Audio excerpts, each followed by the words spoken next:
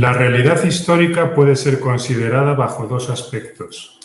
Un aspecto concerniente a la opinión general es lo que más tarde se convertirá en historia gracias a las personas que colocan por escrito las informaciones que denominamos opinión pública, divulgada para cada ciudadano por los medios de comunicación. Por el contrario, el otro trata de los acontecimientos que no se vuelven públicos. Es el mundo del comportamiento de las logias secretas, que mezclan capital, política, economía y religión. Es en ese nivel que nacen las naciones, se traman guerras, se nombran presidentes o se eliminan si no funcionan. Es fácil comprender pensamientos tales como «yo nunca oí hablar de eso». Evidentemente, los trabajos de una logia secreta solo alcanzan su finalidad si permanecen secretos. Por sí sola, la existencia de una logia secreta muestra que ahí existen cosas de una importancia tan grande a los ojos de los hermanos de la logia que éstos desean esconderlas de los ojos de los otros seres humanos. ¿Qué puede ser eso? ¿Qué tal? Buenas noches, amigos. Buenas noches, Elizabeth. Buenas noches. Por fin vamos a poder emitir este programa, primer programa en directo, a unas horas y sin avisar para evitar precisamente el boicoteo, los ciberataques que nos impidieron ayer emitir este mismo programa. El programa merece la pena porque es una de las cuestiones, si no la más importante, que afecta a nuestra realidad, a nuestro mundo, sobre todo hoy día. A lo largo de él iremos trabajando sobre una idea madre. Nuestro canal es un canal de ideas madre. Aquí no vamos a ir detallando cosas, sino sencillamente ir a la esencia de las cuestiones, dejarlas bien claras para evitar que la gente se pierda, justo obrando en contra de los principios de la bestia, que lo que trata es dispersar la mente de las personas para que nunca lleguen a conocimientos claros y precisos de su realidad. La idea madre de este primer programa es que detrás del gobierno mundial, de los gobernantes invisibles, está el factor. Y lo ha estado desde siempre, desde siempre. Ese es el contenido, esa es la tesis que vamos a intentar defender con este programa número 1 de nuestro canal Caos Hibridante. Pues quiero deciros ante todo que vamos a encontrar muchas dificultades para desarrollar este contenido, puesto que el sistema se opone constantemente a que desvelemos estas cuestiones y aún así lo vamos a lograr con la ayuda de un vídeo que he encontrado prácticamente por azar en los últimos días y he de decir que es el único contenido interesante que he podido encontrar, aparte de los libros de los que dispongo. José Luis, una pregunta. ¿Qué dificultades has tenido para preparar este programa, esta sesión? Precisamente eso es lo que estaba comentando hace un momento, que el programa no era fácil prepararlo, puesto que conocimientos con respecto a las logias secretas hay en libros, hay en redes, pero del mismo modo que todos los temas del misterio, este quizás sea el más complicado, el más abstruso, puesto que está absolutamente disperso, desconectado, es decir, se trata precisamente de fragmentar el conocimiento que hay sobre ellas, se desconectan las distintas sociedades secretas a pesar de que hay una continuidad clara en la historia y además se confunde con los elementos que las componen. Se intenta transmitir la idea de que detrás de estas sociedades secretas existen élites humanas, cuando nosotros a estas alturas de nuestros conocimientos sabemos que lo que hay detrás último de estas sectas, estas logias y estas sociedades secretas, no es humano. De manera que no vamos a encontrar ningún contenido en redes que haga alusión a estas entidades, salvo este vídeo que he encontrado. Y además de eso, se obvian todos ellos, incluso en este vídeo, en este contenido, el fenómeno de la iniciación entendida en clave hibridación. Así es que si no tenemos en cuenta esos dos elementos, que las dirigen entidades no humanas y que en estas sociedades secretas se está dando el fenómeno de la hibridación para precisamente poder dirigirlas con garantías, no vamos a poder mandar un mensaje claro, contundente, para que la gente entienda qué hay detrás de estas sociedades. Pues nada, creo que vamos a pasar directamente al vídeo. El vídeo se titula cómo las fuerzas antiguas de la oscuridad diseñaron la sociedad moderna. Lo recuperé prácticamente, pues esas búsquedas que haces por las redes, en un canal llamado de YouTube Camino Etéreo. Y en este vídeo os voy a intentar introducir el vídeo porque es un poco denso, pero merece la pena oírlo. Y a lo largo del mismo, Elizabeth me irá formulando algunas cuestiones, porque si no nos damos cuenta, yo tengo que oírlo por lo menos 2 o 3 veces para pillar todos los contenidos que lanza, como quien no quiere la cosa. Me da la impresión de que el vídeo está escrito por bichos, y esto queda ante nosotros, está escrito, diseñado por bichos, y por eso es tan confuso y, sin embargo, es tan claro en las cuestiones que quiere lanzar. Así es que, para ayudaros a que no os perdáis y que no se os haga muy pesado, no duran más que 40 minutos, pero pueden ser muy densos, las preguntas de Elizabeth nos ayudarán a cortar el vídeo y sacar algo en claro y discutir sobre algunas cuestiones que de verdad merecen la pena. Básicamente os diré que, para que os orientéis, el vídeo transmite la idea de que en el mundo han existido unos dioses, que nosotros hoy llamamos Factore, que estos dioses han compartido con los seres humanos el poder político y religioso, y que han utilizado 2 técnicas para, de alguna manera, destruir a los seres humanos por medio de la ofrenda y el sacrificio. Lo pondremos en claro a lo largo del vídeo, pero que quede esto claro. Y en el vídeo va a quedar claro, sobre todo al final, los métodos han podido cambiar, pero el espíritu que inspira a estas entidades es el mismo, la destrucción de la humanidad sin que se dé cuenta. Así es que adelante, ponemos el vídeo y lo vamos comentando. Bienvenidos a nuestro canal y a nuestro primer programa. Lo que solía ser tributo al templo se convirtió en tributación estatal. Lo que solía ser jerarquía ritual se convirtió en burocracia administrativa. La lógica permaneció idéntica. Nos enseñaron que el mundo moderno nació de la razón, que la humanidad en algún momento de la historia despertó de un sueño milenario de superstición, se alejó de los templos manchados de sangre, de los ídolos de piedra y de los reyes que se decían dioses, y construyó algo completamente nuevo: gobiernos basados en contratos sociales, economías fundadas en la lógica del mercado, leyes creadas para proteger derechos individuales. Pero cuando comienzas a seguir las raíces de estas estructuras, las leyes, el dinero, la autoridad, no te llevan a asambleas ilustradas o a revoluciones humanistas. Te llevan directamente de regreso a los templos, de vuelta a los sacerdotes, de vuelta a la sangre. Los primeros códigos legales no nacieron de ideales humanistas. Fueron esculpidos en piedra por reyes sacerdotes que afirmaban recibir sus órdenes directamente de los dioses. Hammurabi no legisló por voluntad popular. Recibió sus leyes de Shamash, el dios Sol, en un ritual público que transformaba cada decreto en mandamiento sagrado. Desobedecer la ley no era solo un crimen, era blasfemia contra el orden cósmico. Y lo mismo ocurre con la economía. Los primeros bancos no eran instituciones seculares, eran templos. Los mismos edificios donde las personas depositaban granos y oro también exigían ofrendas de sangre, trabajo forzado y sumisión espiritual. La deuda comenzó como un deber religioso, una promesa de devolver fuerza vital a los dioses que la habían concedido. Cada transacción financiera era también una transacción espiritual. Hasta los reyes comenzaron como figuras de adoración. La corona, el trono, el cetro, todos eran reliquias religiosas antes de convertirse en símbolos políticos. El monarca no gobernaba por habilidad o conquista, gobernaba por sagrado, ungido, marcado como canal entre el cielo y la tierra. Lo que es perturbador no es que estas estructuras existieran. Lo que es perturbador es cuánto no han cambiado, solo han cambiado de lenguaje. Lo que solía ser enmarcado como ley divina se convirtió en ley civil. Lo que solía ser tributo al templo se convirtió en tributación estatal.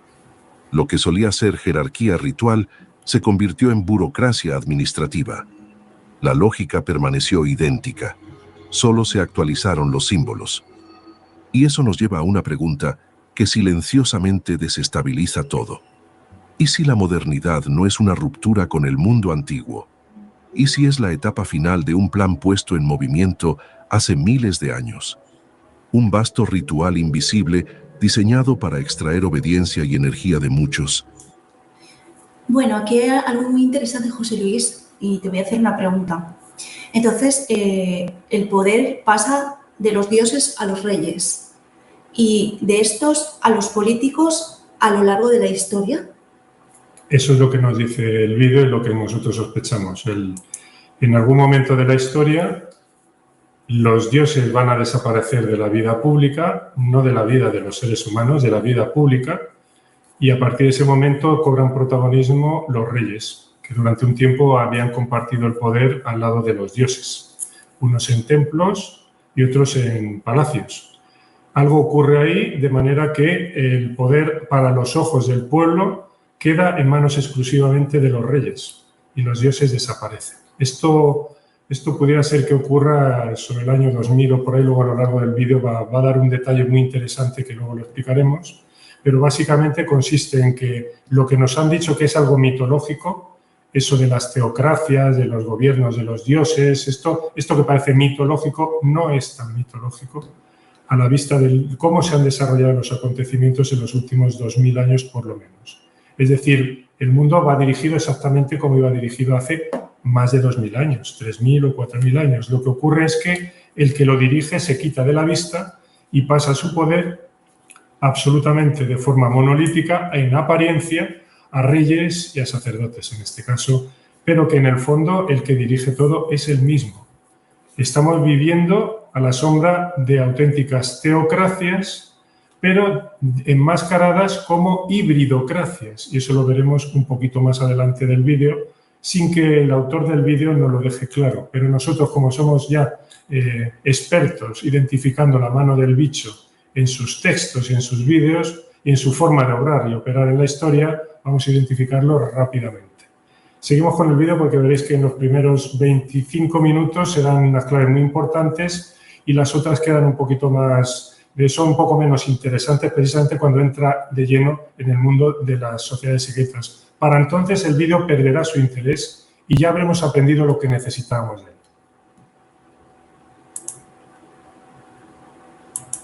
Y entregársela a los pocos ocultos.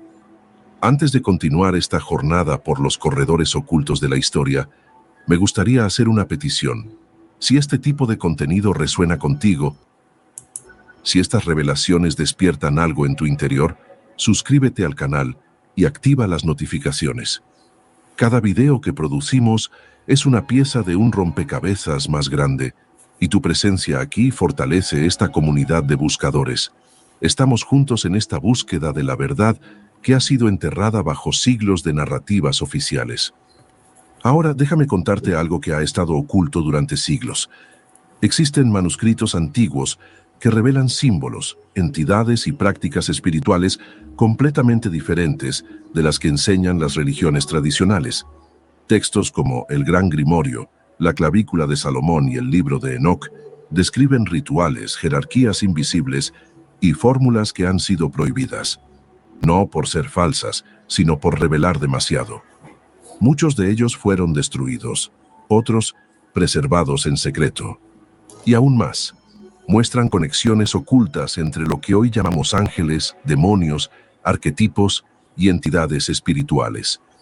Este contenido ha sido rescatado y reunido en un video especial, pero como incluye información que las plataformas no siempre pueden divulgar, el video está disponible solo en nuestro sitio web oficial y estará en línea por tiempo limitado. Regresaremos al momento en que el poder y la divinidad se fusionaron en una única figura. Regresaremos a Baal. Una vez que ves el esqueleto antiguo bajo las estructuras modernas, la siguiente pregunta se vuelve inevitable. ¿Quién construyó esto primero? ¿Y por qué? Para encontrar las raíces, necesitas mirar hacia el mundo cananeo, donde el poder y la divinidad se fusionaron en una única figura. Baal. La palabra Baal significaba Señor. Y en toda la región del Levante, se refería a un dios de la tormenta que comandaba la lluvia, la fertilidad y el crecimiento de las cosechas. Pero su dominio se extendía mucho más allá de la naturaleza. Estaba en el centro del poder dinástico, invocado antes de las guerras. celebrado en festivales empapados de sangre y descrito en los mitos ugaríticos como aquel que conquistó el mar, aplastó la muerte y construyó su palacio en el monte Safón. Estas historias crearon más que mitos. Establecieron un sistema donde el orden cósmico dependía de un único gobernante divino, y los reyes utilizaron esta idea para anclar sus tronos. Los templos de Baal operaban como el sistema nervioso de sus ciudades. Los sacerdotes gestionaban cosechas, almacenaban granos, controlaban plata y movilizaban soldados. Todo esto mientras realizaban rituales que proclamaban al rey como el vaso elegido de Baal.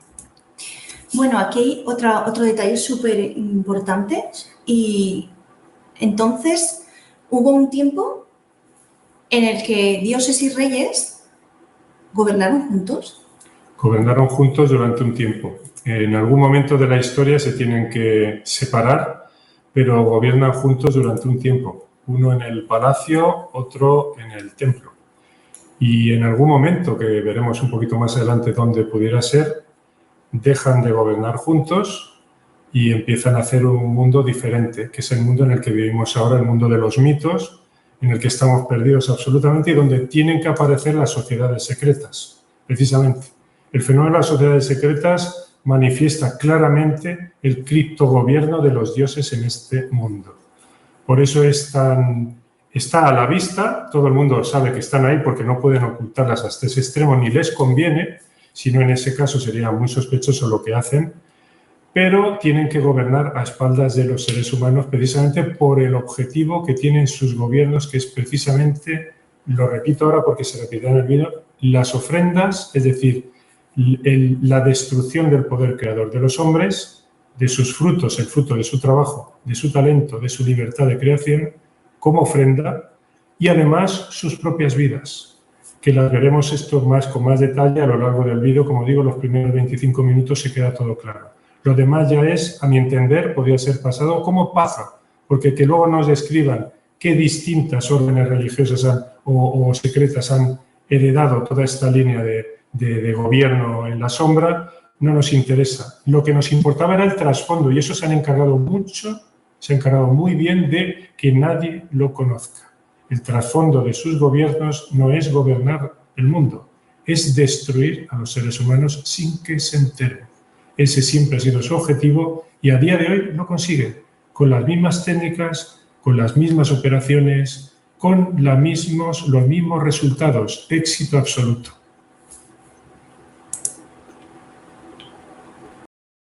Tributo y sacrificio fluían por las mismas puertas. Ofrendas de vida que fortalecían tanto el favor del dios como la legitimidad del monarca. Cada campaña militar se desarrollaba como un drama sagrado. La victoria confirmaba el apoyo divino. La derrota desataba purgas, penitencia y rituales renovados para restaurar el equilibrio. Resistir al trono se convertía en algo más que traición.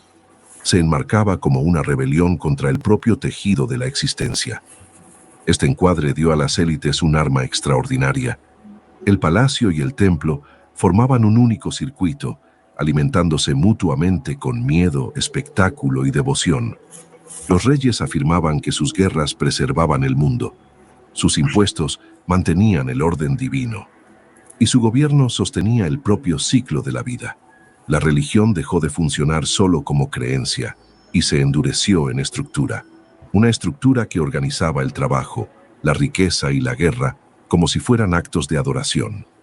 Incluso cuando los textos hebreos se volvieron en contra de Baal, retratándolo como símbolo de corrupción e idolatría, el sistema sobrevivió. José Luis, hay algo que me llama mucho la atención también, ¿vale? De esto.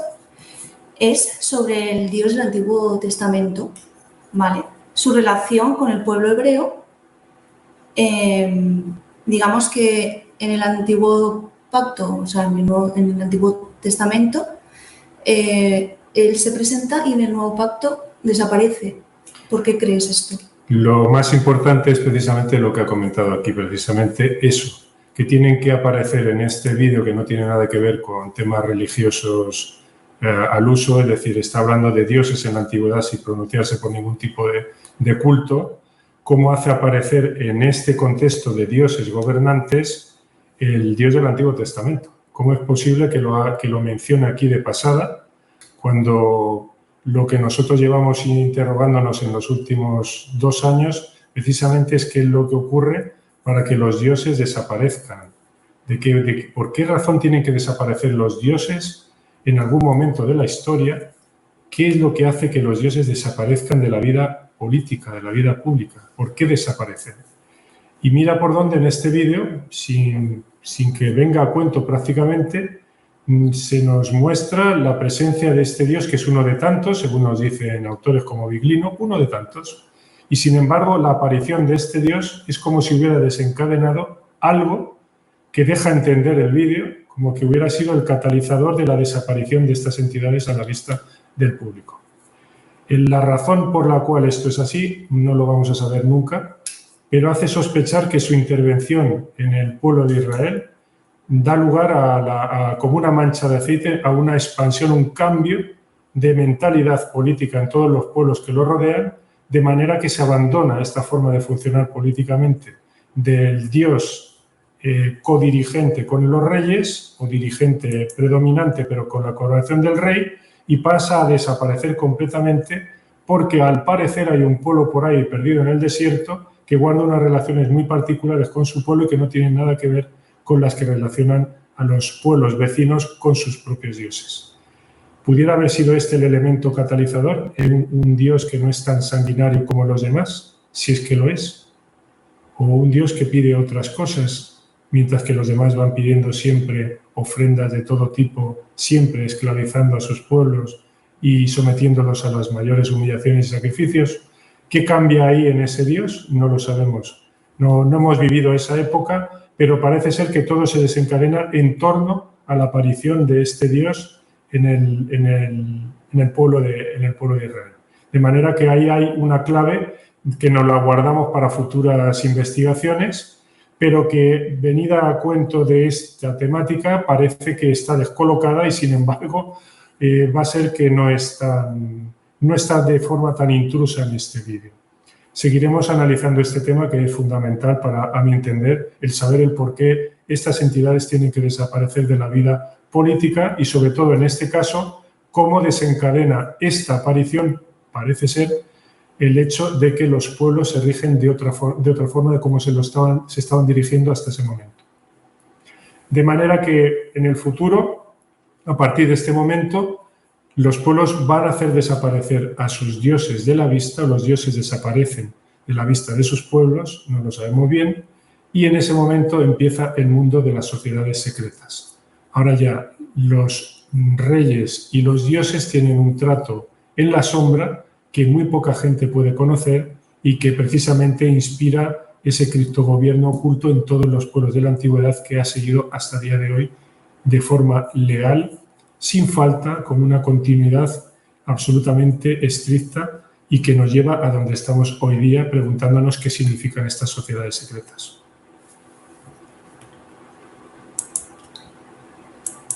Los rituales fueron denunciados, pero su lógica se filtró en los reinos que surgieron después. Babilonia, Egipto, Roma.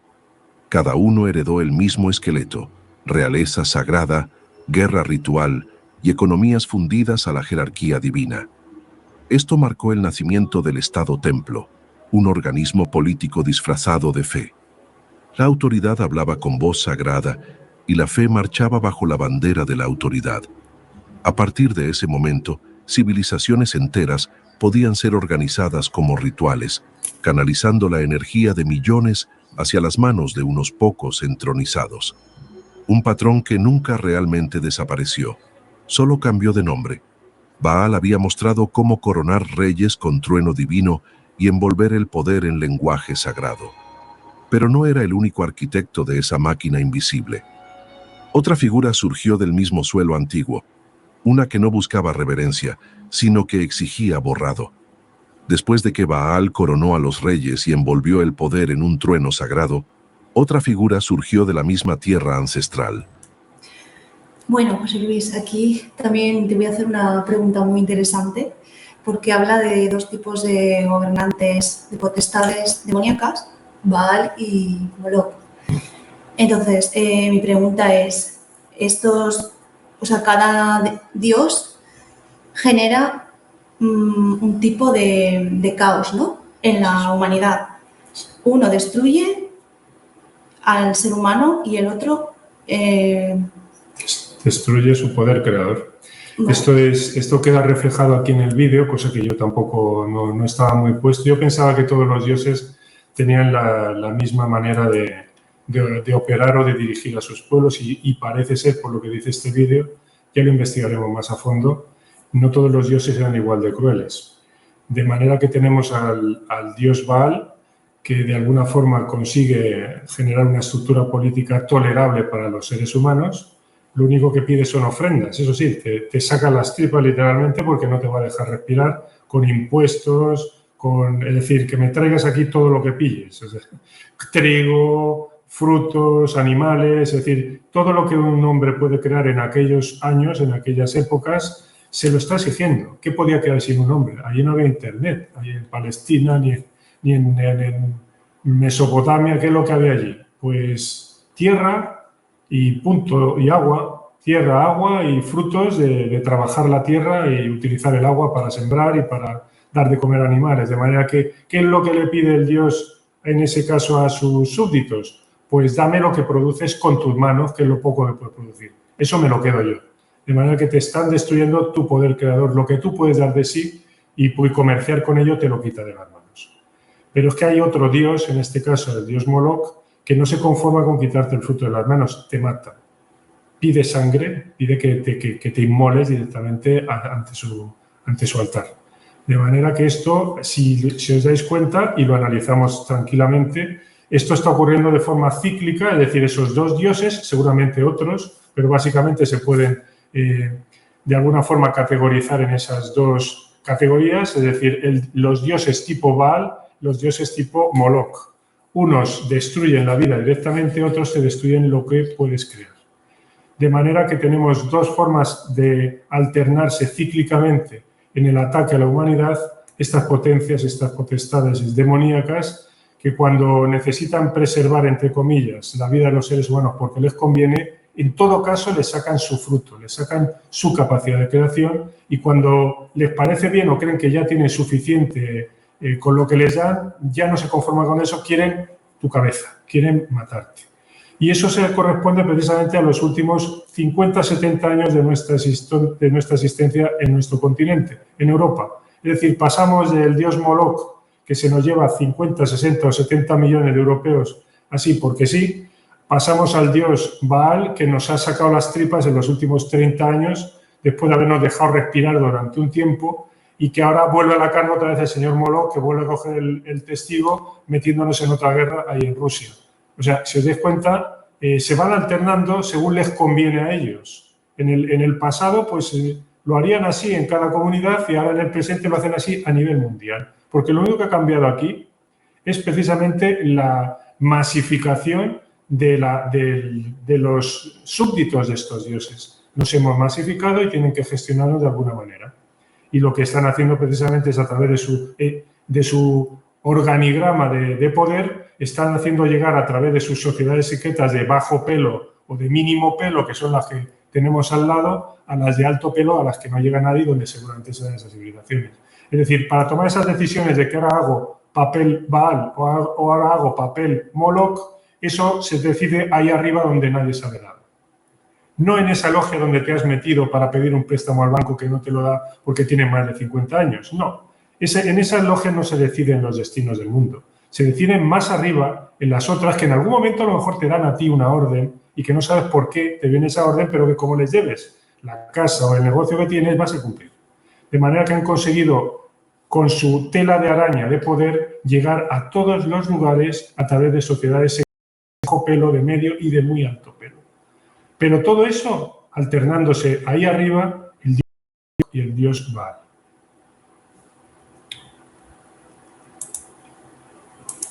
Una que ya no buscaba reverencia, sino que exigía un borrado total. Moloch. Los textos hebraicos hablan de él con un pavor visceral. Mencionan el valle de Hinnom, en las afueras de Jerusalén, donde los niños eran pasados por el fuego. Tambores retumbaban para ahogar sus gritos, mientras el humo ascendía hacia los cielos como ofrenda. Siglos después, cronistas romanos describieron a Cartago repitiendo los mismos ritos. Efigies colosales de bronce, con brazos extendidos, huecas y calentadas por dentro hasta brillar en rojo. Sus vientres estaban llenos de llamas, mientras la multitud permanecía en silencio ritual. La arqueología confirma la capa física de estas narrativas. Excavaciones en santuarios tofetes cartagineses revelaron urnas llenas de huesos quemados de bebés y animales jóvenes, frecuentemente uno al lado del otro, selladas con tapas de arcilla y grabadas con inscripciones, dedicándolos a Baal Hamon, la cara cartaginesa del mismo arquetipo. Sin embargo, hasta aquí la historia se fragmenta. Mira, José Luis, me recuerda a que los expertos de hoy en día cubren a los dioses. Por supuesto que sí, así lo hacen. Esa es su manera de encubrir todo esto, es a través de sus expertos, sus científicos, sus historiadores, están tapando constantemente estas entidades. Así ha sido siempre y sigue siéndolo. Lo veréis. No tenéis más que echar un vistazo a cualquier vídeo que trate de sociedades secretas, da igual a que toque. Los hay de francmasonería, los hay de rosacrucismo, los hay de templarismo, los hay de las últimas, las del siglo XX, la sociedad Thule, la sociedad Bilderberg, es decir, cualquier sociedad donde os metáis, os están encubriendo a estas entidades y no van a hablar de la cuestión fundamental. Todo esto queda para ellos como una cuestión de élites humanas, de privilegiados, y jamás, bajo ningún concepto, casi en ningún lugar os vais a encontrar esta sugerencia de apuntar tan alto o tan sutil como apuntar a estos dioses sacrificadores y destructores del poder creador humano. Muchos estudiosos argumentan que Moloch puede que nunca haya sido un dios en el sentido personal. La propia palabra aparece de manera extraña en el texto bíblico, frecuentemente vinculada al término ofrenda o sacrificio. Algunos sugieren que no se refería a una deidad, sino al acto ritual en sí, un título para la ofrenda de niños al dios del Estado, quien quiera que usara la máscara en ese momento. Si esto es verdad, nunca fue un ser, un mecanismo. Era la idea de que la comunidad debe probar su unidad consumiendo su propio futuro.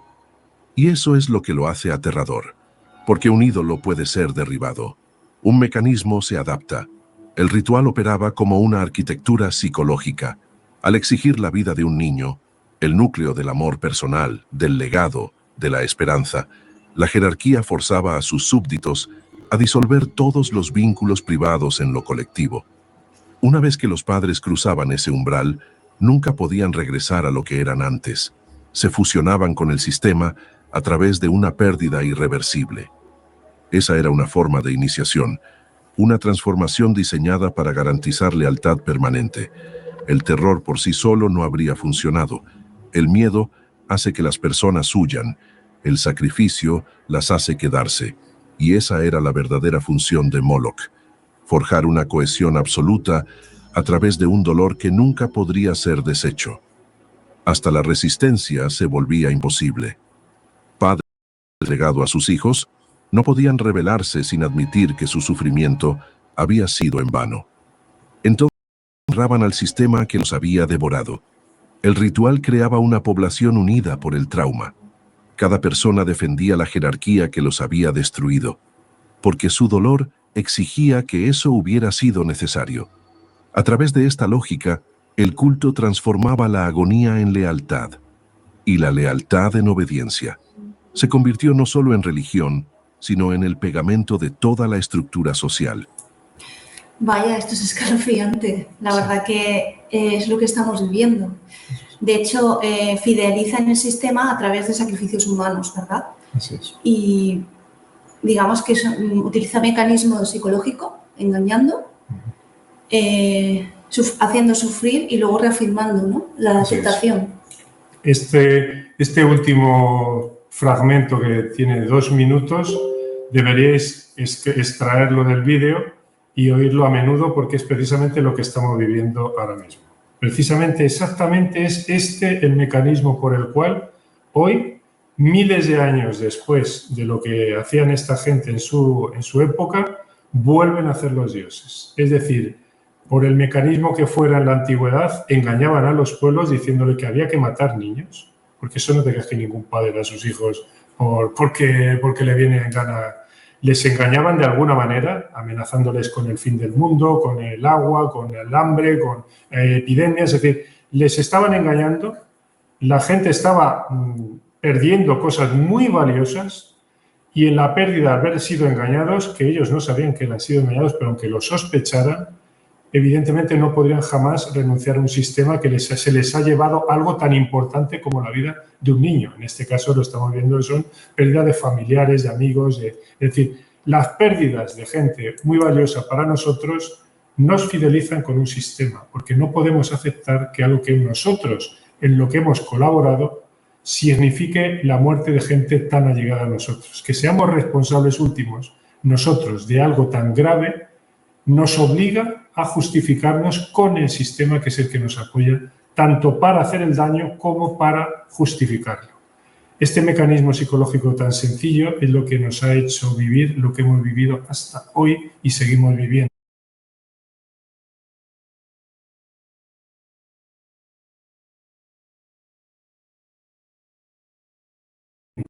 Es decir, yo invito a fulano que se haga eso que ya sabéis, porque si no, no como con él en Navidad.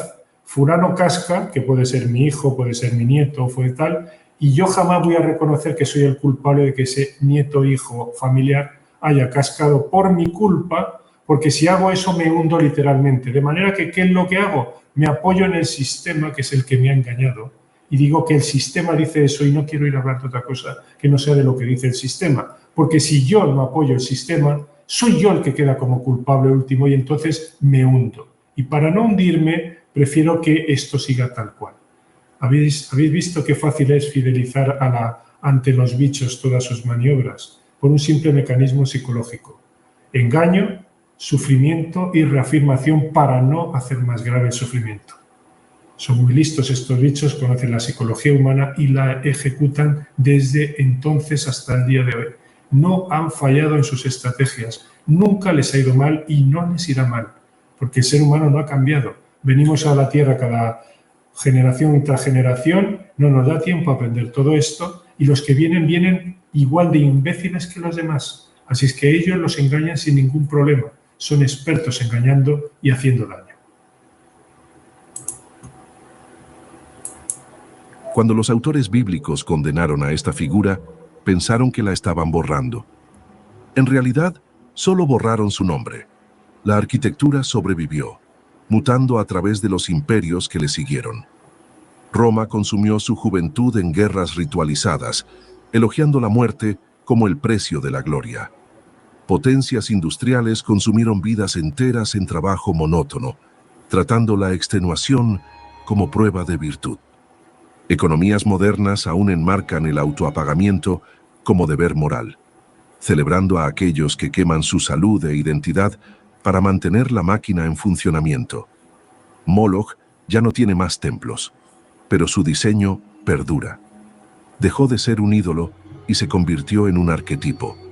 La lógica silenciosa que dice que la civilización solo puede sobrevivir si se alimenta continuamente de vidas humanas. Ningún fuego ruge en las plazas, pero el patrón aún zumba en el fondo.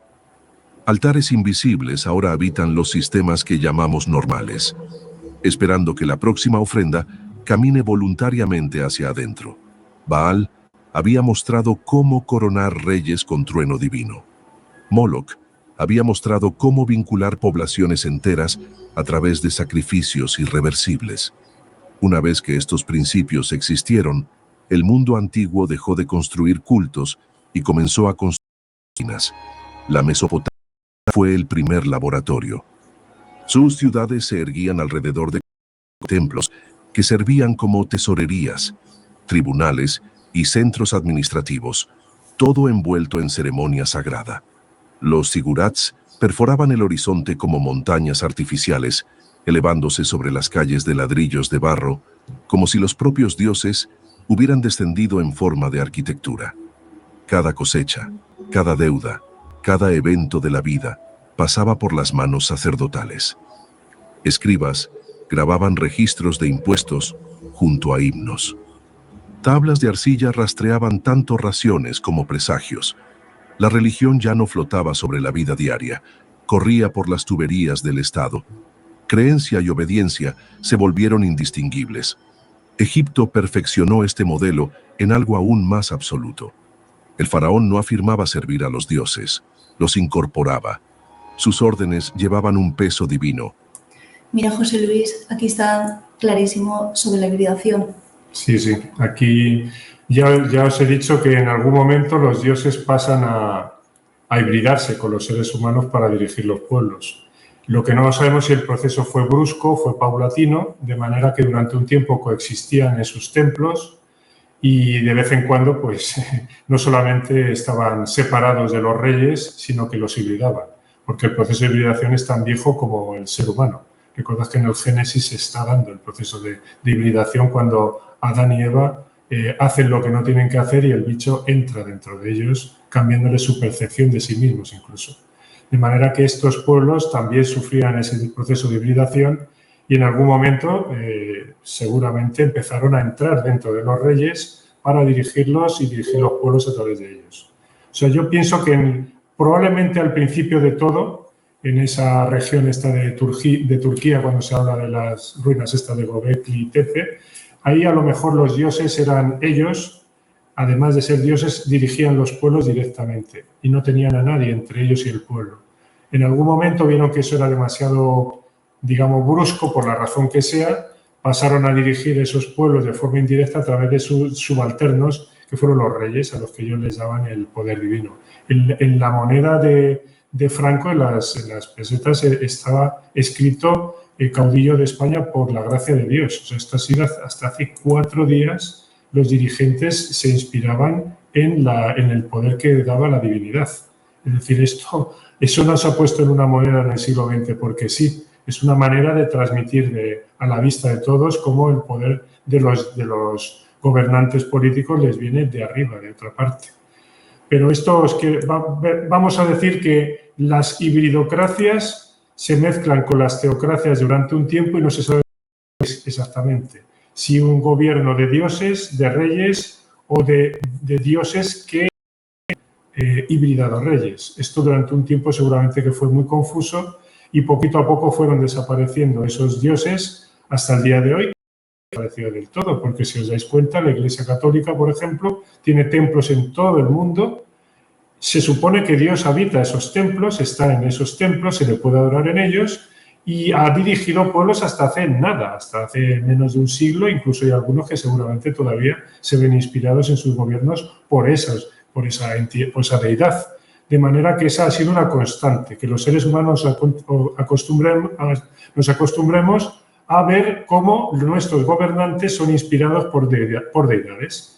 Esto no ha cedido, no ha desaparecido del todo, sin embargo se nos ha referido desde el mundo del cristianismo a una especie como de creencia en el más allá, cuando lo que estaba reflejando en el fondo es la persistencia de esos dioses en nuestro mundo y la habilitación por parte de los estados de esos sitios donde se puede ir a adorar a los dioses. Por eso la Iglesia Católica recaudará seguramente míseramente suficiente para mantener media catedral en toda España y, sin embargo, mantiene catedrales e iglesias en todas partes sin que nadie haga falta que ponga una cruz en ninguna parte. Porque le pasa lo mismo a los templos protestantes y seguramente también a los otros que no menciono. Es decir, que las mantiene el Estado porque le interesa que allí vaya gente a adorarlos. Así de sencillo. Y se encarga la estructura, supuestamente, que se ha separado del poder religioso hace varios siglos, se permite el lujo de mantener económicamente con el supuesto diezmo de los ciudadanos unas creencias en las que ya no cree nadie. Y eso es porque los dioses necesitan sus sitios, necesitan tener sus lugares donde habitar y para eso se encarga el Estado de que no le falten nunca. Pues nada, ya ves que el tema es bastante interesante. Van surgiendo más, no sé si ha surgido 2 preguntillas más por ahí que nos van a surgir en este vídeo y luego ya yo os diré cuando el vídeo pierde. Luego se puede, si queréis, lo podéis terminar. Si queréis, básicamente, bueno, cuando termine de hacer las 2 preparo y os comento lo que es interesante. No se hace demasiado el programa y no os machaco la cabeza porque mi interés es precisamente ir al grano y no torturar las mentes de la gente. Y yo creo que lo que hemos hablado hoy da suficiente de sobra para que penséis durante un tiempo exactamente en qué mundo estamos viviendo todos. Adelante, Elisa. Y desobedecerlo significaba perturbar el orden del propio cosmos. Los colosales templos de Karnak y Luxor funcionaban como teatros rituales, oficinas burocráticas y centros logísticos al mismo tiempo. Vastísimas jerarquías sacerdotales administraban granos, tierras y trabajo mientras coreografiaban espectáculos de poder divino. Las pirámides no eran solo tumbas, eran monumentos diseñados para transmitir eternidad, entrenando a millones para ver la jerarquía como inmortal, inmutable, inevitable. Egipto transformó la gobernanza en liturgia y la liturgia en infraestructura. Roma absorbió todo esto y lo armó a gran escala. Su imperio fusionó el poder militar con el espectáculo religioso hasta que ambos se convirtieron en un único sistema. Las victorias en el campo de batalla fluían de regreso como procesiones triunfales, saturando a la población con imágenes de destino divino. Pan y circo mantenían a las masas alimentadas e hipnotizadas, mientras que los templos funcionaban también como bancos y oficinas de censo. Los ingenieros romanos remodelaron ciudades enteras para escenificar obediencia, foros para reunir, arcos para glorificar al Estado, anfiteatros para hacer sangrar a los rebeldes como entretenimiento. Y sobre todo, los emperadores permanecían como dioses vivos, sus retratos estampados en cada moneda, sus decretos sellados con juramentos religiosos. Roma también perfeccionó una nueva herramienta, el sincretismo. Cada pueblo conquistado veía a sus dioses ser bienvenidos en el panteón romano, remarcados e incorporados a los cultos imperiales. Esta estrategia drenó a las culturas. Esto que parece como un acto simbólico del Imperio Romano hacia sus pueblos, como algo estratégico diplomático para ganarse su confianza, en el fondo ningún pueblo, porque te lleve sus dioses allí a Roma, te va a aceptar en plan conquistador, desde luego que no. Lo que ocurre es que Roma representa la primera vez en la historia de la humanidad conocida donde el poder político se concentra en un lugar, en el emperador. Y de forma simbólica, los dioses romanos se unen a los dioses de los demás pueblos. Es decir, es el imperio de los dioses. Y ese imperio romano ha perdurado hasta nuestros días sin solución de continuidad, pasando de emperadores a papas. De manera que lo que tenemos hoy día es el imperio de los dioses que se ha concentrado y se ha extendido y se ha infiltrado hasta tal punto que hoy día ya no podemos ir a ninguna parte si queremos escapar a ellos. De ahí que tengamos precisamente esta aceleración de los tiempos, ligado precisamente a la gran proliferación de sectas secretas. Qué curioso, ¿verdad? Es decir, el imperio de los dioses, de estos dioses bichos, se ha extendido gracias a la colaboración de este entramado político en la sombra, de este criptogobierno en la sombra que llega a todas partes y que prolifera por todas partes. Esto no es solamente simbología. Los dioses no se acumulan allí no me acuerdo cómo se llamaba aquel sitio donde llevaban todos los dioses que iban conquistando. No los ponen allí porque sí, para hacerse simpáticos ante el pueblo, los pueblos conquistados, sino es una forma de representar esa corporación de bichos planetarios, que en aquel momento el mundo era conocido solamente en torno al Mediterráneo, pues todos los que iban conociendo se iban uniendo allí al ¿cómo se llama aquello? No me acuerdo, donde se metían todos los dioses y donde se les rendía culto allí en Roma. De manera que esto es lo que vimos hoy. El mundo es dirigido por ellos a todos los niveles y no sabemos dónde están todos, están en todas partes, desde luego, pero simbólicamente hoy día son adorados en varios centros en el mundo. En Washington, en la City de Londres y en Roma. Y los demás sitios ahora seguramente se están extendiendo a través de sus tentáculos a China y a todo el resto del planeta pero básicamente los últimos 20 siglos, ahí es donde han concentrado todo su poder, con dioses adorados o sin dioses adorados. Desde allí dirigen el mundo. Culturas conquistadas de su resistencia. Al honrar a sus dioses, Roma borraba su independencia. Creó una única superestructura espiritual que se extendía desde Britania hasta Siria, transformando la propia creencia en infraestructura para el control.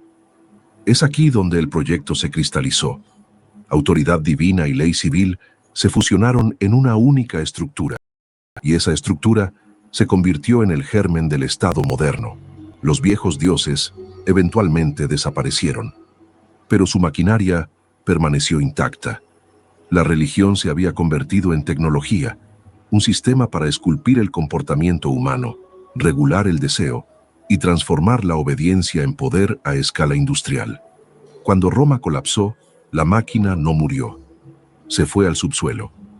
Monarquías medievales la envolvieron en teología. La Iglesia la vistió con ley divina. Y durante siglos, el antiguo Estado-templo sobrevivió, disfrazado de orden feudal. Pero en el siglo XV, algo cambió. Europa lo llamó Renacimiento, un despertar. En la superficie parecía una revuelta contra la superstición, pero tras bambalinas, antiguas escuelas de misterio, despertando silenciosamente. A primera vista, el Renacimiento parecía una revuelta contra la superstición. El amanecer del humanismo, de la razón, de la ciencia. Pero detrás del arte y de los manifiestos, antiguas escuelas de misterio estaban silenciosamente resurgiendo. Textos herméticos, que se creía perdidos por más de 1000 años, resurgieron de bibliotecas bizantinas. Tratados cabalísticos comenzaron a circular entre estudiosos cristianos. Manuscritos alquímicos susurraban sobre transmutar no solo metales, sino el propio espíritu humano. Esas no eran curiosidades marginales. Se convirtieron en el combustible intelectual de la era. Figuras como Giordano Bruno hablaban de un cosmos infinito lleno de estrellas vivas y fuerzas ocultas, fusionando la astronomía copernicana con la cosmología hermética. José Luis, ¿no te recuerda a lo de hoy que caen desde el cielo bichos? Cierto, cierto. Por eso Giordano Bruno ardió en la hoguera gracias a la Santa Inquisición, porque era un conocedor de todos estos bichos, los describió en sus obras y cantaba demasiado lo que sabía y no se callaba, de manera que acabó ardiendo en la hoguera. Ya veis que este mundo en el que vivimos es mucho más claro si se interpreta en clave factore que si intentamos seguirlo según ellos nos cuentan. ¿Qué hace un fraile de estos que se conoce en todas las universidades prácticamente de Europa hablando de estrellas vivas o de entidades espirituales que habitan en las esferas y en las estrellas? ¿Qué habla ahí? Este tío no puede hablar de Jesús, de la doctrina católica, que se tiene que meter en esos terrenos. ¿Quién te crees que mantenía el conocimiento entonces al abrigo de la gente? La Iglesia Católica. ¿Y la Iglesia Católica estaba inspirada por quién? Por donde está inspirada ahora mismo toda la ciencia, ahora mismo, por los bichos. Por eso los guardianes del conocimiento en cada digamos, fragmento de la historia están bien custodiados por los bichos. Entonces era la Iglesia Católica la que custodiaba el conocimiento en sus monasterios y ahora son, pues ya sabéis, los expertos del neutral y de toda esta gente son los que custodian el conocimiento y no dejan que salga. De manera que no te quedan en una hoguera, sencillamente no te dejan aparecer en los medios para que las puedas publicar. El sistema es mucho más fino, más limpio, queda mejor, pero no deja de ser un ataque al conocimiento humano para que no sepamos qué hay detrás de todo esto. De todas maneras, voy a recapitular aquí porque este hombre pasa muy rápidamente del Imperio Romano directamente al Renacimiento y se salta toda la Edad Media. En la Edad Media está precisamente el cristianismo. Cuando empieza la Edad Media, en la Edad Media alta, los emperadores romanos pasan su poder a los papas. Eso se lo han saltado aquí. Y lo que era todo el credo de dioses, es decir, el politeísmo del mundo clásico, desaparece de golpe porque lo dice el emperador romano, le viene una inspiración ahí del cielo y de pronto tenemos todos que creer en el Dios de un pueblo que está perdido por ahí en Palestina, que nadie sabe ni dónde está aquello, y tenemos que creer todos en aquel Dios, porque le conviene a él. Pero claro, aquel Dios no tal y cual como se nos había mostrado en otros pueblos, como por ejemplo el pueblo judío, a pesar de que el Dios que se adora es un judío, un rabino judío, nadie habla de ese Dios y de sus creencias. Se habla del nuevo credo, el que instaura Pablo, Saulo de Tarso, es decir, estás hablando de otro tipo de creencias, empezamos a hablar de el mundo del más allá, donde están los dioses, los demonios, las potestades, etcétera, etcétera. Están por ahí arriba, vaya, cuando te mueras ya lo verás. O sea, te están quitando de las manos el mundo de los dioses, para que no te enteres de él. Y en eso consiste toda la Edad Media, que no te enteres que los dioses están aquí, que pienses en los dioses en el otro lado, con el juicio y todo eso, cuando te portes bien o mal, ya te tocará aquello, pero aquí, aquí no pierdas el tiempo en hablar de dioses. Pero claro, como la Edad Media es un periodo muy largo, que dura pues 1000 años, evidentemente en ese tiempo los bichos tienen que hacer algo para controlar la curiosidad de los seres humanos. Por eso aparece la Santa Inquisición en algún momento. Porque es que se le da de las manos el hecho de que la gente trata con bichos por todos lados, a pesar de que se les dice que no traten con ellos. Y a pesar de que se les multa, se les castiga. Hay emperadores que buscan, se les persiguen. Al principio, en la Alta Edad Media, se está persiguiendo a la gente precisamente, observad bien. En la época de Carlomagno te costaba mucho más difamar a alguien llamándole adorador de demonios que si te pillaban adorando demonios. Para que os deis cuenta de la trampa, del truco. Es decir, las autoridades políticas y religiosas castigaban más al que difamaba que al que cometía el delito de adoración a demonios. ¿Y eso por qué lo hacían? Invertid el asunto con el tema de la violencia de género. ¿Qué ocurre aquí con la violencia de género? Pues tienes precisamente a gente que lo que quiere es que se difunda el tema. La jugada sí es magistral. Tú pretendes que se difunda un tema que existe de forma marginal y que se convierta en algo general. Bueno, pues ¿qué vas a hacer? No solo vas a castigar la difamación, perdonad. Ya están los bichos atacándome la garganta. Vas a hacer precisamente lo contrario. Es decir, si yo quiero que se difunda algo, lo que voy a hacer es favorecerlo de manera que te salga difamar a los demás. ¿Qué es lo que ocurre con el tema de la violencia de género? Que a una mujer le sale no solo muy barato, sino que incluso le viene muy bien porque obtiene beneficios del Estado difamar contra su marido, su pareja o quien sea. Mientras que al mismo tiempo, como se te ocurra hacer una cosa de estas y se demuestre, te cae la de Dios es Cristo. Bueno, pues en la Edad Media, ¿y qué es el resultado de todo esto? ¿Cuál es? Que la gente difama a punta pala sin ningún problema, se extiende el problema de la violencia de género como jamás ha existido, precisamente por las medidas del Estado, que es lo que quiere, que se difunda, que se extienda toda esta política de enfrentamiento hombre-mujer. Aplica en sentido inverso esta técnica a la Edad Media, es decir, yo no quiero que la gente hable de demonios por ningún lado, no quiero que hablen de ellos, no quiero que comenten nada de ellos, aunque hagan lo que tengan que hacer, que lo hagan en la sombra, no pueden salir a la luz porque no me conviene, yo quiero que esto quede oculto.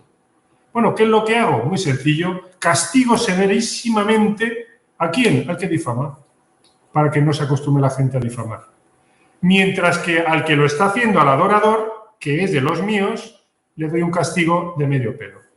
Y si alguna vez lo castigo de forma pública, como ocurre mucho más adelante, ya no estamos hablando de la época de Carlomagno, sino 400, 500 años más tarde, ahí ya digo, esto se me va de madre a pesar de todo, mira, aquí no te queda más remedio que quemar a la gente en la hoguera para que cojan onda, que es que si no siguen haciendo estas cosas a la vista de todo el mundo. Es decir, el bicho va tapando a medida que va pudiendo y como puede para que la gente deje de hablar de él y no se comente su presencia entre nosotros. Hasta el extremo que llega al Renacimiento y, como tú dices aquí, los mismos religiosos, los mismos padres de la Iglesia, los mismos papas, tienen trato con demonios todos los días. Lo comenté el otro día en el programa, con el Gregorio el Magno. En fin, toda esta gente, que son gente muy importante en la Iglesia de esa época, tienen trato con los bichos, tienen trato con ellos, hacen trato, son magos. Son todos magos, es decir, tratan con demonios y son papas. Entonces, ¿qué hace esta gente tratando con estos bichos? Porque les viene el poder de los bichos. Son la hibridocracia pasa al mundo de la religión, que son los que están gobernando el mundo en aquel momento. De aquí pasas al Renacimiento, donde dicen, mira, aquí esto ya está bien, hay que dar un cambio, porque es que la gente sigue hablando. A pesar de que les quemas en la hoguera, siguen haciendo estas cosas. Pues mira, siguiente paso. Lo que no se pesa, se mide, de alguna manera se puede tocar, ver y sentir, no existe. Y entonces aparece el mundo de la ciencia. ¿Y viene de quién? ¿De mano de quién viene la ciencia? De los hombres de religión. De toda esta gente. Roger Bacon y toda esta gente que son del mundo. Son religiosos que pasan a ser hombres de ciencia por una exigencia del bicho. Para luego, poquito a poco, ir instalando el materialismo en la historia y en todo, hasta el punto que hoy día, casi hasta hace menos de 30 años, 20 años, antes de la nueva era, nadie creía en nada que no fuera palpable, visible, objetivable, vía científica. Luego han conseguido desaparecer de la historia el tiempo que han querido y como han podido. Sin embargo, esto vuelve a surgir a la luz ahora porque son seguramente los últimos tiempos y cambian de estrategia. Pues nada, seguimos un poquito con el vídeo. John Dee sirvió como consejero de la corte de la reina Elizabeth mientras conducía rituales de evocación angélica en cámaras secretas, creyendo estar recibiendo instrucciones para ingenierizar un imperio divino. Paracelso reescribió la medicina con una fusión de química y astrología, presentando la cura como la maestría de leyes invisibles que conectaban el macrocosmos con el cuerpo. Se veían a sí mismos como arquitectos, no académicos, guardianes de llaves que podían rediseñar el orden del mundo. Y es aquí donde la ilusión se quiebra. El Renacimiento no marcó el nacimiento de la ciencia de la nada, marcó la traducción de una jerarquía de culto a un nuevo lenguaje. La misma estructura persistió, iniciados guardando conocimiento secreto, reclamando acceso a leyes ocultas que podían comandar la naturaleza y la sociedad. Solo los símbolos cambiaron. Las túnicas se convirtieron en batas de laboratorio. Los grimorios se transformaron en filosofía natural. Y los círculos ligados por juramentos se convirtieron en academias reales y comisiones estatales. Ese fue el nacimiento de lo que podría llamarse mago de Estado. Individuos que servían a reyes, cortes e imperios no solo como eruditos, sino como manipuladores de fuerzas ocultas, espirituales o materiales.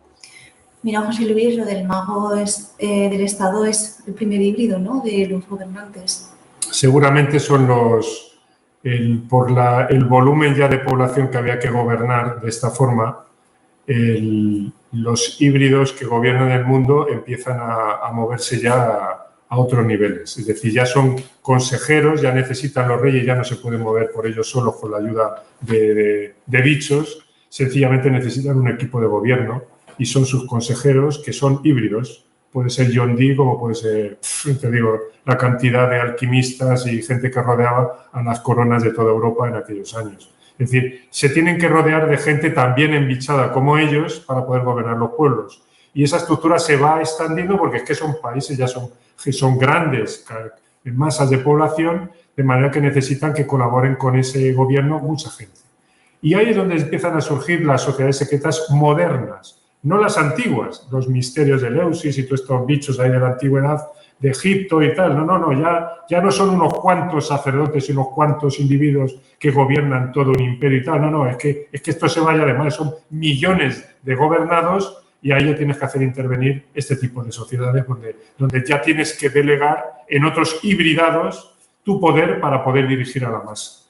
Así es que estos que son figuras conocidas en la historia, que tienen un renombre porque además se les ha conocido a través de sus obras, estos no son los únicos que se mueven alrededor de los reyes de aquella época y que se mueven alrededor de los gobiernos de ahora, porque ahí los tenéis, los expertos, no son más que estos son trasuntos de los magos del Estado. Esos expertos que tenéis son trasuntos. Mirad la cara al experto que teníamos ahí en España, que no lo menciono para no crear problemas, la cara que tiene de hibridado, ¿sabéis? Cuando mirad las 1000 yardas, ese experto es otro mago del Estado y toda esta gente que trabaja para el Estado con conocimientos que le transmite el bicho o que le hace transmitir el bicho, toda esta gente al final son los colaboradores que van a formar esas sociedades secretas modernas donde ya no es una sociedad con 20 tíos o 15, son cientos, son miles de sociedades secretas las que hay en el mundo y que están estratificadas, están estructuradas orgánicamente para recibir órdenes de arriba y según la importancia de las órdenes, el que las da, el que las transmite, va a ser o no hibridado. Así de sencillo. Pues no, yo creo que el vídeo todavía quedan cosas muy interesantes, no hemos entrado ni siquiera en el tema del templarismo, de la masonería, las sociedades modernas, pero ya veréis cómo abundan todas en el tema del sacrificio a través de la economía, es decir, ya no se trata de llevar ahí unos granos y unos pollos allí al templo, no, ahora ya se trata de estructurar la economía para esclavizar a los seres humanos y que sus pollos y su grano ahora sean sus horas de trabajo. Está muy bien explicado el vídeo, la verdad es que merece la pena verlo hasta el final, pero la esencia del vídeo está en estos primeros 25 minutos, donde se nos está diciendo que los dioses dirigen al mundo desde el principio de los tiempos y que lo están haciendo a través de sociedades secretas. Coincidimos exactamente con el mensaje del vídeo, aunque no podamos, digamos, refrendarlo de forma completa porque sigue tapando cosas, el concepto de hibridación se lo calla y eso para nosotros es fundamental. La biohibridación para el gobierno de los pueblos es la clave de todo. Es decir, nos dirigen dioses, pero a través de humanos, porque van hibridados con ellos. Y eso el vídeo se lo calla. El vídeo es un más allá de la mayoría de los vídeos que vais viendo, porque todos se tratan de hablar, uno habla de la masonería, otro de los sacrificios. A veces te encuentras un vídeo con 5 sociedades que te las cuentan, desde luego todas desconectadas. Me encontré un vídeo de un pastor protestante, un adventista, que hablaba precisamente, le metía la etiqueta de dirigente de las sociedades secretas a la Iglesia Católica, y tiene toda la razón, a través de los jesuitas, pero se queda corto porque no va más allá de la Iglesia Católica, cuando estas sociedades secretas son mucho más viejas que la Iglesia Católica y van más allá de la Iglesia Católica, están en todos los terrenos. De manera que el mundo va dirigido por estas entidades desde el principio de los tiempos, que lo han hecho de forma híbrida con los reyes, con los príncipes, con la nobleza, con todos sus organismos de poder. Ahora lo hacen con las entidades que son, de alguna manera, tienen el conocimiento en su mano. Y ahora mismo la economía es sencillamente la forma que tiene el bicho. Vamos a decir que el tema de la economía lo dirige Baal y el tema de la guerra lo dirige Moloch. Y si os dais cuenta, entre economías que nos sangran, nos paralizan nuestro poder creativo, y guerras que nos matan literalmente, que nos exterminan por millones, el mundo va dirigido hoy como hace 2.000, 3.000, 4.000, 5.000 años y no sabemos más allá porque por ahí dicen que se acaba la historia.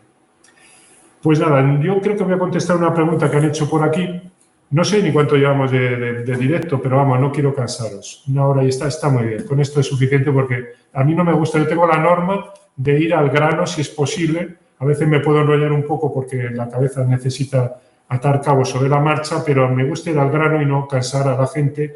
No me gusta perder el respeto entreteniéndolo más de lo debido. La pregunta es la siguiente.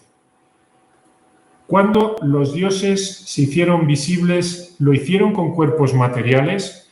Yo pienso que los dioses en la antigüedad están representados como animales o en distintas morfologías porque a la vista de los seres humanos han tomado formas. Otra cosa es que tuvieran cuerpos materiales tal cual. Ellos han tomado formas. Tenemos la hipótesis de que puedan a la gente que va embichada transmitirle imágenes que ellos quieren de manera de fusión de inteligencias, de manera que si ellos quieren hacerte ver algo, te lo hacen ver por simple fusión imaginativa de inteligencias, pero también de alguna manera han tenido sus formas porque han podido formar formas. Ellos han sido representados de formas finas, sutiles, como hoy día los estamos viendo, los famosos humillos. De manera que sí que han tenido cuerpos materiales sutiles y sí que tienen ahora cuerpos materiales orgánicos que son los que le roban a los seres humanos, así de sencillo. Y no solo a los seres humanos, Ya sabemos por los expertos científicos de la Pontificia Comillas que también pueden poseer objetos y animales, cosa que coincide perfectamente con lo que nos transmiten textos de todo tipo históricos y que seguramente da lugar para algún directo que hagamos el tema de los objetos sagrados. Como en la antigüedad, el poder de los dioses no se establece a través de ciertas tribus, entre ellas la de Israel, más que a través de objetos, mientras que los demás se transmite de forma directa hibridándose con seres humanos. De manera que esto muestra un respeto por la naturaleza humana, mientras que en nosotros se ve directamente un desprecio por la misma. Todas estas cosas, objetos de poder que no son más que objetos poseídos por estas entidades, incluido el Grial, que va a ser otro tema de debate en otro programa, donde se intentará sostener la hipótesis, ya veremos si llegamos a tesis, de que el Grial no es otra cosa que el bicho manifestado en su más alto nivel. Todas estas cosas, que es sencillamente invirtiendo lo que ellos nos venden, dándole otra visión completamente distinta, seguramente que nos desvela una vez más al factore en aspectos de nuestro conocimiento que ni siquiera podíamos imaginar. Pues nada, termino este programa con una lectura y con eso ya nos despedimos. Un momentito, por favor, la leo y ya me despido. Es este libro, Revelaciones no autorizadas, de un italiano, Marco Pizzuti. Dice así: el mundo se divide en 3 categorías de personas, un número muy reducido que hace que los acontecimientos ocurran, un grupo algo más numeroso que vigila y asiste al cumplimiento, y finalmente una amplia mayoría que nunca sabrá qué ha pasado realmente. La frase es de Nicholas Murray Butler. Es el rector o fue rector de la Universidad de Columbia y masón, desde luego. Yo le añadía un cuarto grupo, que es el de las personas que sí sabemos lo que ha pasado realmente y está pasando. Pues entre ellos estamos nosotros. Y si no lo sabemos, vamos detrás de saberlo. Nos vemos muy pronto, amigos. Hasta el próximo. Ladies and gentlemen, the very word secrecy is repugnant in a free and open society. And we are, as a people, inherently and historically opposed to secret societies, to secret oaths, and to secret proceedings. And there is very grave danger that an announced need for increased security will be seized upon by those anxious to expand its meaning to the very limits of official censorship and concealment. That I do not intend to permit to the extent that it's in my control. And no official of my administration, whether his rank is high or low, civilian or military, should interpret my words here tonight as an excuse to censor the news, to stifle dissent, to cover up our mistakes, or to withhold from the press and the public the facts they deserve to know. For we are opposed around the world by a monolithic and ruthless conspiracy that relies primarily on covert means for expanding its sphere of influence, on infiltration instead of invasion, on subversion instead of elections, on intimidation instead of free choice, on guerrillas by night instead of armies by day. It is a system which has conscripted vast human and material resources into the building of a tightly knit, highly efficient machine that combines military, diplomatic, intelligence, economic, scientific, and political operations. Its preparations are concealed, not published. Its mistakes are buried, not headlined. Its dissenters are silenced, not praised. I am not asking your newspapers to support an administration, but I am asking your help in the tremendous task of informing and alerting the American people. For I have complete confidence